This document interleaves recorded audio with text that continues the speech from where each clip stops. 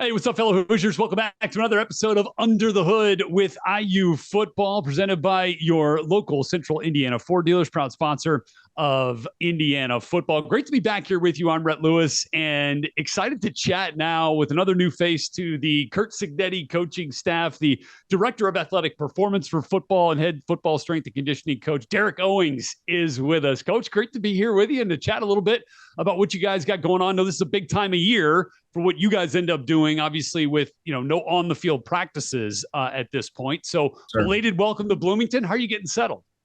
Man, it's been awesome. Got a house, fired up to be here. Yes. And it's been a fast transition, getting staff, getting equipment, redesigning some stuff, getting some new technology in here. So it's kind of been drinking water through a fire hose, but it's been really, really good and definitely blessed to be here. Awesome. We're excited to have you for sure. And I know there's a lot of logistical stuff that goes into kind of taking over a program like this from your perspective. And I do want to get into that. But overall, if you're talking about your core beliefs, about getting guys bigger and faster, stronger, which of course is kind of cliche to say in this world, but what is your philosophy on building the best football players for Indiana University? Yeah, for me, everything starts on the field. What are the on-field demands per position? And we're going to reverse engineer backwards, right? Every single position has a specific demand. O-line is different than DB. DB is different than quarterback, right? Now, there's general qualities inside that of we're trying to make the fastest, most violent team in America, period, right? We're going to train through a full range of motion, time under tension, build size, strength, robustness, and we're going to train speed twice a week. Awesome. And I mentioned this time of year, right? We're pre-spring ball. Back when I was playing, we'd call them mat drills. We were doing, a couple of times. Gone with those. Right? Not a lot of functional football stuff there, as I recall. It was more of like a mental anguish that we were going through at that point, with some physical pain kind of mixed in. So what is your focus this time of year as guys are back on campus now for the second semester? Yeah, so it's a little bit different taking over a new team, right? We're trying to set the foundation, set the standard, build the culture. So we're going to take things slow. We're going to make sure we don't rush the foundation. So right now we're really, really hammering technique, the expectation inside the weight room, on the field, what we believe in as a staff, coming down from Coach Cignetti. But obviously this time of year, the focus is the weight room, right? We're trying to add size, strength, robustness. But we're always going to keep speed in, right? Speed's the fastest thing we lose in training. So Tuesday is always going to be a top end speed day. Friday will always be an acceleration day. We'll work in some conditioning, work capacity work. But for me, the main focus this time of year is building strength. It's always more general, working to more specific. So as we get closer to the season, a little bit less weight room time, more on field time, because that's what we do every single day is be on the field. Speed being the fastest thing you lose. Yes. I've never heard it put that way. Yeah. Can you dig into that a bit more for us and what that means to you? So with top speed, right, we know that if you're not running at least 90%, at least that's the kind of number I like, every 5 to 7 days, it's proven in science we're getting slower, right? So if you train slow, you're going to play slow. I think that's what Coach Sig does a great job of we practice fast, maybe a little bit shorter. It's quick, it's up tempo, it's fast.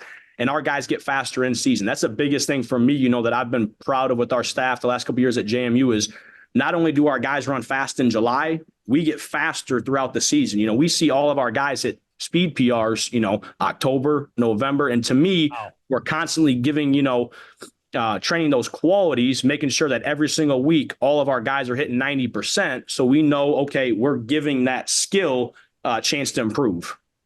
Man, that's really interesting to me. And we have so many more tools, I feel like, to digest that kind of information and data, right? With GPS and with all that. So if you could kind of give us a couple of, ways in which technology has really aided, your philosophy and the way that you can help aid our athletes. 100%. Obviously coming here, blessed with the, financial resources, what we can do to train these athletes. So from a weight room standpoint, we utilize Perch, which tracks all of our bar speed. We use a force plate, which tracks our player readiness, but also our player power, right? So how fresh are we? How powerful are we? It's a force plate that we step on and jump. We use a system called NordBoard that tracks our hamstring strength, but also asymmetry, knowing that if one's stronger than the other, the chance of injury is going to be higher. So how do we get that guy in a safer spot? We utilize lasers twice a week, like I said, on our top end and our acceleration days, so we can track how fast our guys are and what's been our improvement over their, 6-month, 12-month, 2-year career. And then obviously the main thing we utilize on the field is what's called catapult, right? We're tracking total volume, accelerations, decelerations, high speed distance. How often are we running that fast? Are our guys hitting 90% in practice in the game? And if they're not hitting once a week, we know that we got to find time to get that in. So when they need that speed in the game, they have it. Yeah, and I think that's ultimately what you're talking about is what most people refer to, on the outside world as the GPS data, right? Yeah. That are kind of tracking them, Yep. throughout practice. And that's how we can see, practice speed, I think is also really, I'm sure that's something the coaches love to see too, right? Like when you get that data, it tells them, who's out there busting their tail, that you maybe didn't getting a chance to see with your own eyes. Yeah, and I think with catapult too, I think some people get so hyper focused. I think sometimes coaches get scared of it. Maybe the old school guys quote unquote, because it's, hey, we're doing too much, we're doing too much. Well, that's not always the case, right? Maybe our starters, we want to make sure that we're getting enough work in throughout the week that on Saturday, we're ready to go and be at our best.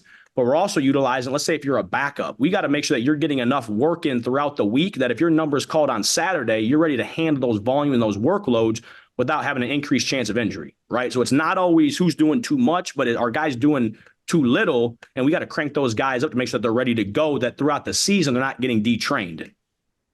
It's such a science. I do love that part of this now that has seemingly come so much more into focus. Yeah. But you mentioned, Coach Sig's vision and what Coach Sig loves about the strength and conditioning program and loves about, his vision for this program.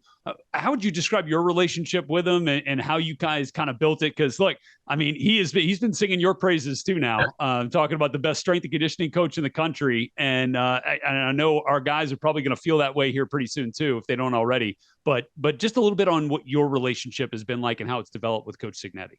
Yeah, man, it's been phenomenal. He's been phenomenal to work for. The biggest thing that I love about him is he lets me do my job. There's a lot of coaches that want to micromanage. They want to have this, they want to have that inside the strength and conditioning department. He always tells me, I hired you for a reason. Go out there and do the best job in America. And for me, our vision is right in line with fast, physical, relentless, man. That's how we train. That's how we live. We talk about it. Every single day, that's what we're trying to execute with how we lift in the weight room, how we run on the field. We are trying to beat teams. You look back the last 2 years, the fourth quarter, and how we've outscored people. It doesn't just happen, right? It's a mindset, it's a mentality that we work and we train every single day. Behind the line, 1 yard pass, right? It all goes hand in hand. Super cool to hear, certainly. We talked about it a little bit in terms of training in season, but recovery. How does that factor into what you do and how you try to convey that message to the coaching staff so you guys can come up with the best scheduling plan, both in season and out of season for the athletes? Yeah, I think for me, I think if you asked any of my former players, even the guys for the first, 2.5 weeks, it doesn't change in season, out of season, whether you're practicing or whether you're lifting. It's all a stimulus. It's all a taxing on the body, right? So we still need to recover from this stimulus. So nutrition is the biggest piece to me that I think people don't really tap into. What are we eating? When are we eating? What are we doing from a supplementation standpoint, hydration, sleep?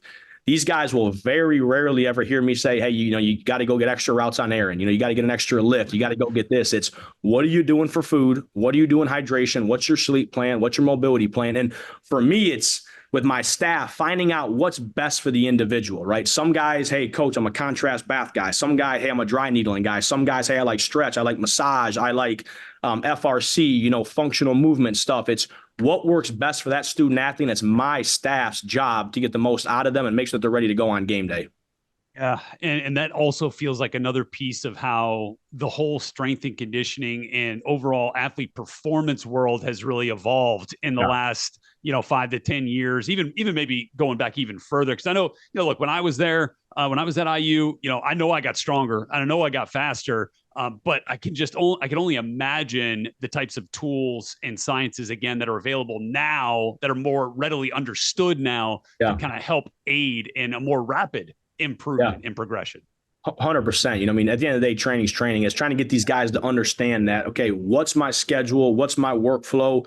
What does my body adapt to or, respond to the best? Because it's getting them to understand that, okay, on a Tuesday top end day, we might get 50, 60 yards of 90% plus. Well, from a nervous system standpoint, that is super taxing. we're only out there for 40 minutes, but I mean, we really, really taxed your body, your nervous system, maybe more so than a Tuesday practice at times. So it doesn't change in season, out of season, that we still got to recover at a high level, because at the end of the day, we're just putting a stimulus on the body, and whoever adapts from that stimulus the best is going to be the one that gets the results. So in what I do for NFL Network, Coach, I spend a lot of time talking about draft preparation, talking about evaluating guys for the draft. So we study combine numbers a bunch, right? And, there's certain years where you can notice certain trends. Like 2 years ago, the jumps were off the charts for certain guys, right? Mm-hmm. I mean, like the vertical jump, the broad jump was, like overall top to bottom, the numbers were crazy. Records were being broken. So there's certain trends that you kind of notice there in terms of, what's important to certain guys and how they've been training. In your world now with these athletes, especially with the younger ones that are coming in from high school, are there certain areas where you notice the most growth kind of early on, or is it really a case-by-case type of basis? To be 100% honest, I think it's case by case. I almost think you can look at almost state by state. What high schools have really good high school strength programs, football coaches.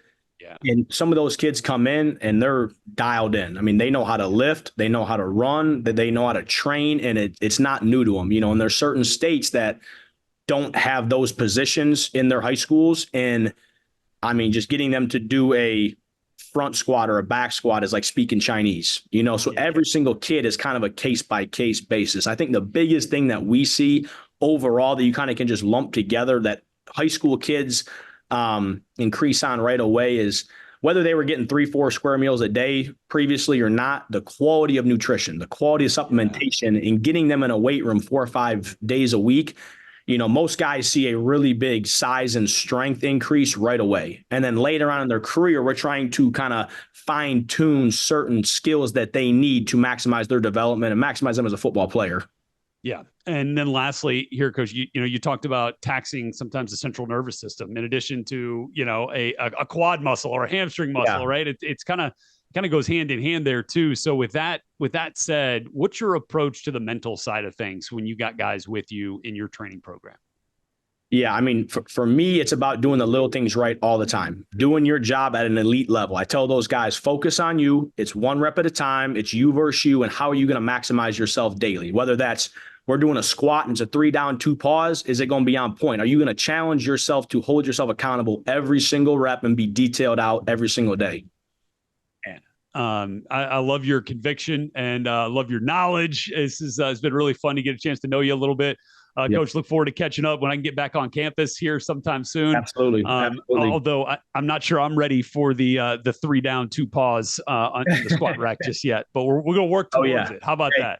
Getting in the base, it makes a man out of everybody. So that's it. Derek Owings with us, our guest here, head strength and conditioning coach for football here, is brought in by Coach Cignetti.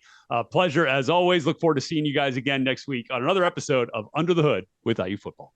Appreciate your time.